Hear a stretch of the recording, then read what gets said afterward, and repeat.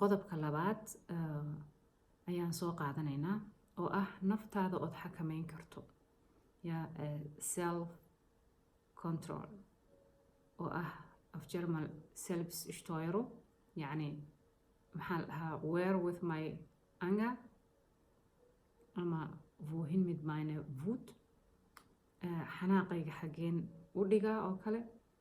awood u yeelashada xakameynta naftaada waxay ka macno tahay shuruudaha dareenka gudaha matalan xanaaqa xakameyntiisa ama maamuladiisa si aynu awoodda resilience caruurteena u quweyno waxaynu ku caawin karnaa istiraatiijiyo iyo ficilo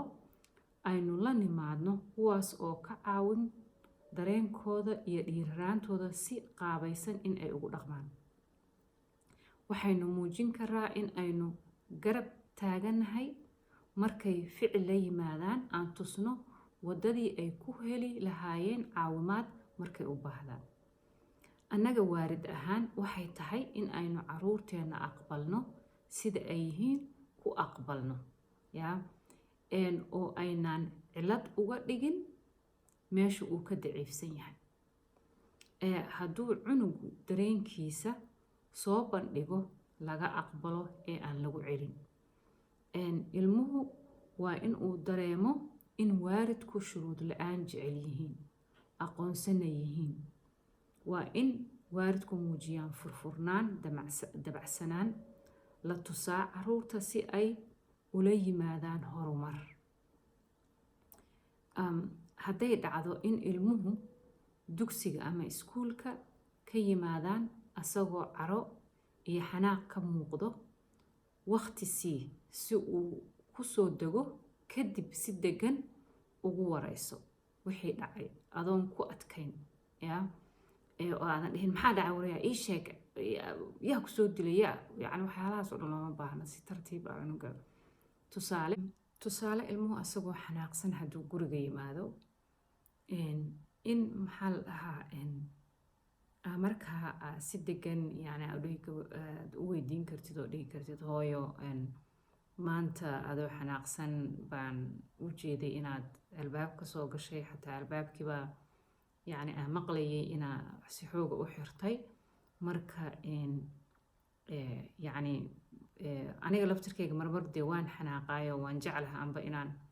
ama wax jabiyo ama aan maaragtay wax kharbudo marka yani waa inaan isla fiirinaa sida ugu habboon oo gurigeena dhexdiisa aan meel uga samaysan lahayn qof walbo inaga mid ah markuu xanaaqo uu maaragtay ku xanaaq baxo waayo ilmuhu xanaaqa iyo dareenka naqaska isaga saara markuu cunugu xanaaqo xanaaqaas dee naqasku ku saaraa waxay muhiim u tahay yani naqas iska saaridaas iyo xanaaqu waxay muhiim u yihiin dareenkiisa xakameyntiisa inuu dareenkiisa xakameeyo sidaa darteed waxaa muhiim ah in la helo qaab naqaska dareenka uu ku xakameyn karo ilmahaas yani qaab uu maaragtay ku xakameyn karo in loo helo waa muhiim marka istiraatiijiya la sameyn karaa oo maxaa la dhahaa sida haddaanan xataa awoodin in aad guriga aadan sbacekii haynin oo ilmihii maaragtay ama familkiiba ay meel ay surtaan bahal oo ma arkin oo darbiga laga soo lulayo qof walbaba uu markiisa feeri karo haddaan la samaysan karin ama sideedaba waxaa wanaagsanba caruurta sportigo kale in la geeyo sport maxaa la dhahaa ama box training ha jira asaga laftirkiis waxaa jira maxaa la dhahaa koorsooyin oo la dhaho Selbstverteidigung bay dhahaan Jarmalku self defense oo ay ka mid yihiin maxaa la dhahaa ciyaaro badan oo karateega iyo jiu-jitsu mid ay dhahaan iyo maxaa la dhahaa ciyaaraha aasiyaanka badankooda oo caruurta la geeyo dabaasha iyo waxyaalo badanaa jira laakiin calaa kulli xaal markay noqoto siduu cunugu xanaaqiisa u saari lahaa yani sportiga oo kale xanaaqa waa lagu saaraa iyo box traininga iyo waxyaalahaas oo kale cunuga waxyaalo dareenkiisa dhaawacay aad rabtid inaad kala tacaasho oo ay ka mid tahay yacni mobbing oo kale cunuga in uu la soo kulmo yacni waxyaalo oo maaragtay loogu geysto meelaha qaarkood Soomaaliya laftirkeeda ka dhici jirtay iskuulada maxaa la dhahaa ama guryaha laftirkooda in cunuga dhibaato noocaasa aad ka dareentid oo nafsiyan ah oo waxaa markaa maxaa la dhahaa ii sheeg samayn kartaa in aad u raadisid sida mal course ya mal course waa painting course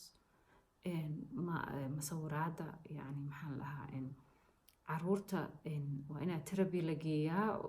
taas waa khasab waa inaad dhakhtarkii iyo maxaa la dhahaa kala hadashaa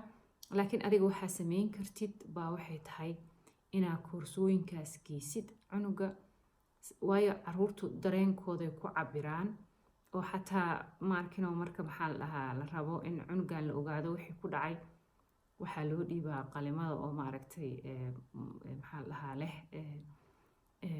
midabka leh si cunugaas uu wax u masawiro ama loo ogaado dareenkiisa hoos waayo caruur qofku asagoon ogeyn buu waxa masawiraa ama siiba ilmaha waaba qayb tarbiyada ka mid ah ama tarbiyada ka mid ah marka waa in aad geysaa ama adigaba usoo gadaayo guriga ma aragtay maxaa la laakiin meelaha qaarkood in la geeyana way fiican tahay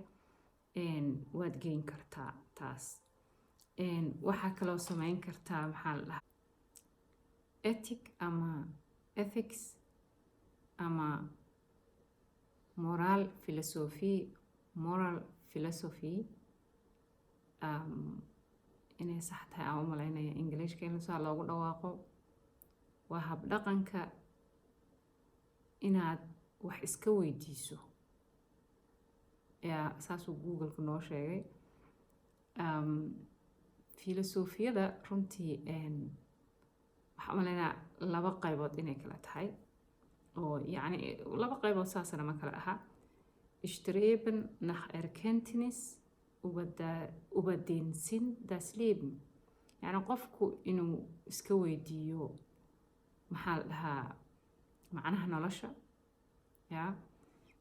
waxaa laga yaabaa annaga muslin ahaan dad caqiida leh haddaan nahay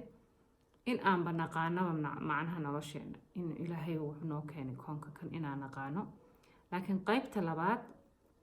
oo oranaysa persönliche Art und Weise das Leben und die Dinge zu betrachten ja waa aragtida kuu gaarka ah ee nolosha iyo koonka yaa adiga aragtidaada kuu gaarka ah caqiidadaada gaarka ah sida adiga u aragto qof walba asagay gooni u tahay wax siduu uu yani u fahansan yahay asagu personal view of life and things ya qofka shakhsiga asaga qof walbaba siduu uu aaminsan yahay inkasta oo yani markaa anagu su-aalba iskama weydiino waayo jaa caqiidadeenii baaba ah laakiin khalad baan ku jirnaa weyn waayo khaladkeenaa wuxuu yahay adigoo diiniyan wixii u yaqaana baad haddana garab martaa oo ah inaysan qiimo kuugu fadhin in quraanjadaynu dilnaa eygaan dilnaa bisadaan dilnaa caruurteenna maxaa dhahaa ma barno maxaa dhahaa xayawaanku inuu ma aragtay yacni uu yahay wax koonkan muhiim u ah dhirtaan jarnaa environmentigaan wasakhaynaa yacni wax aan ma aragtay ka dhowrsana ma jirto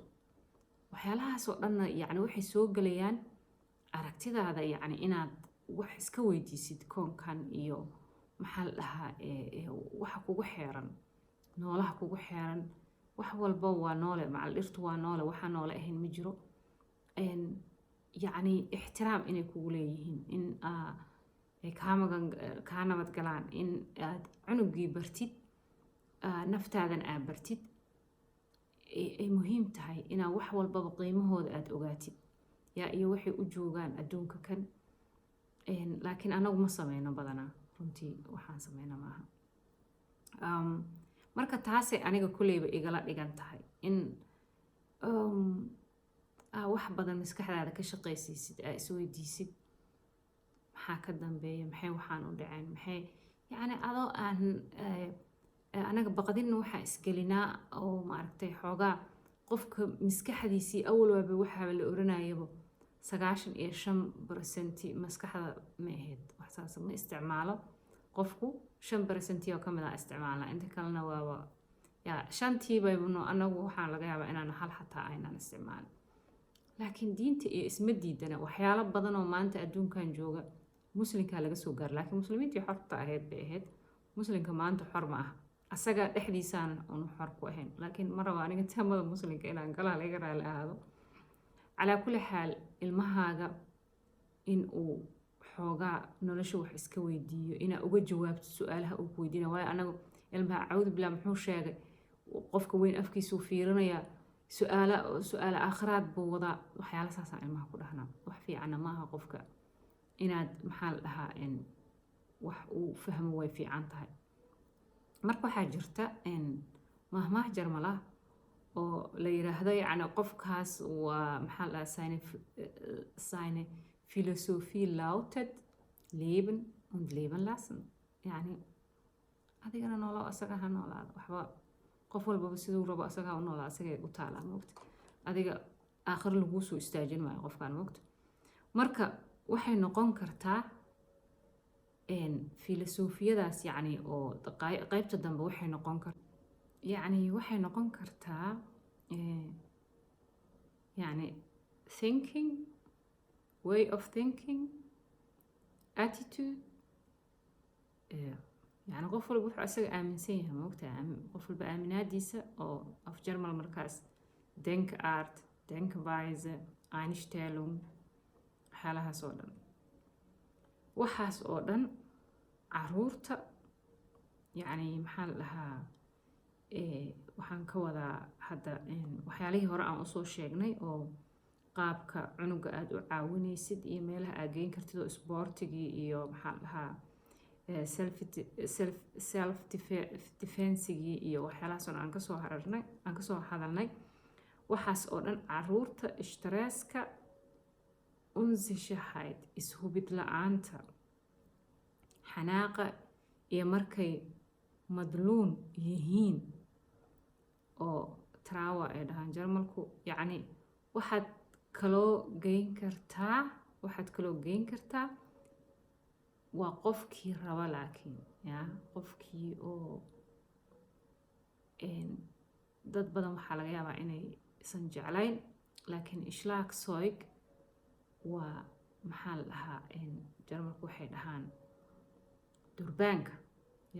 inay caruurta durbaanada tumaan waa qaab oo cunuga ishtreeska isaga saari karo. ama maxaa la dhahaa instrument spielen, yacni inuu cunugu gitaaradoo kale, kalaaviyerka, yacni biyaanada, meelo lagu baraa jira waxyaalahaasoo dhan caruurta waa la baraa. laakiin anaga music dad badani kuleyba waxay u arkaan inaysan wax fiican ahayn ama diiniyan in yacni aysan sax ahayn.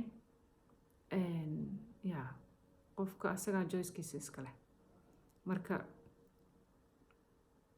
waa bari kartaa caruurta darabtid. okay